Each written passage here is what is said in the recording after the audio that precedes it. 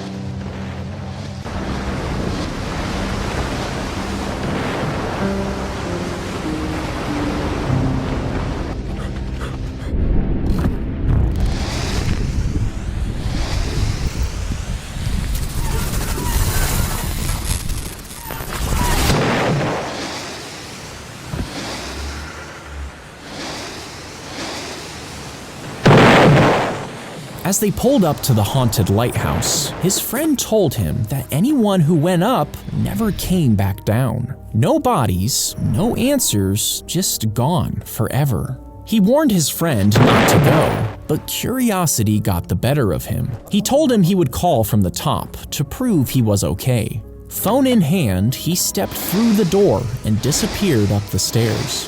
The climb was long, but at the top, there was nothing, really. Just a quiet room and an ocean view. Not scary at all.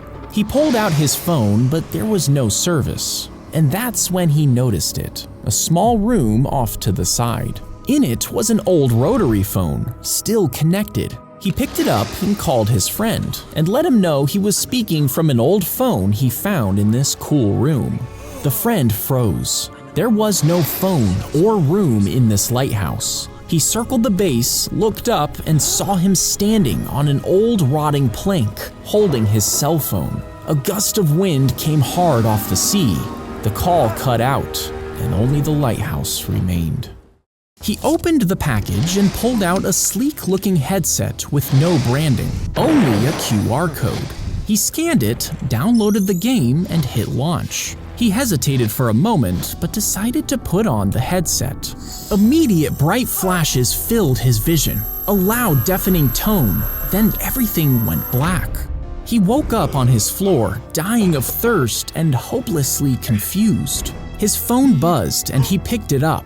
55 missed calls, hundreds of texts. He looked at the date. 2 days had gone by. He scrolled through the messages. Please turn yourself in. How could you? Why? His mom's message read, I still love you, but you have to go to the cops. One message included a video link. He clicked it. It was him, lighting a house on fire. He was committing multiple terrible crimes. But when he turned to get the headset, it was gone, along with his computer. Sirens approached. Red and blue flooded his room, heart beating out of his chest. His eyes caught the back door, and he decided to run. The gravedigger decided to open the casket, just to take a quick peek inside. He was almost done digging the grave, and sometimes liked to see the face of the person he was about to bury. But what he saw made him fall back in shock. It was his face staring up from inside. Heart racing, he sprinted home to his wife, leaving the grave half dug. But when he got there, his wife looked at him with horror. She backed away, trembling, reaching for a knife behind her. He stepped forward and she screamed. He ran. He didn't know where else to go, so he returned to the graveyard. But now there were figures standing around the open casket. He crept closer. Their skin was gray, their heads swollen, and eyes were black and wide. One of them turned. It placed a hand on his shoulder. You finished the mission, Zarthan. Great job as always. He couldn't move or speak, just frozen in confusion. The figure sighed. You poor thing. You've been down here too long. She reached up and touched his cheek, slowly peeling, revealing the truth. His skin came away like fabric, and beneath it, he's one of them. He got into his time machine and set the dial for ancient Rome. It landed with a loud crack. As it opened, he stepped out. And as the dust cleared, he realized he was right in the middle of a Roman army. A soldier grabbed his arm, but he managed to pull out of his grasp, leaving behind his watch. He ran back as a spear whizzed past his head. He punched his return coordinates. The machine landed in silence. As it opened, he saw nothing but gray skies and dead trees. Behind him was a city in ruins. A massive statue was half buried in the ash. It was an emperor, with one arm reaching out of the ground, and on the wrist was a watch. His watch. In the street ahead, he saw a crushed warhead casing, with his watch etched into its side. You see, the soldier had kept it that day. Roman engineers took it apart. They studied its gears, its strange metals, its hidden power. They cracked the battery. They discovered energy, built machines, and forged weapons far beyond their time. They advanced too far, too fast. He ran to the machine to go retrieve the watch, but the spear had torn a massive hole, meaning he was stuck in a timeline that never should have existed, all because of his watch. There was a staircase in the middle of the village that led straight into the sky, with no end in sight. Twice a year, they held Ascension Day, where they chose a name out of a barrel. It was a great honor to be chosen. The villagers would beam with pride. His sister fixed his hair and gave him a tearful hug. She would see him again when she was chosen. The elder pressed on his chest and studied him for a moment. Then he stepped aside without a word. He climbed as the villagers cheered, but as she watched the cloud swallow him, something felt terribly wrong. Later that night, she snuck through the village and got to the base of the stairs. Climbing them without being chosen meant your name could never be called. If she did this, she might never see her brother again. But she couldn't shake the unease, so she started climbing. As the village disappeared below, the air got thinner and it was cold. She found a door. It opened with a groan. Inside was a long table with two strange figures at either end. One of the figures reached out and lifted the lid from the largest tray.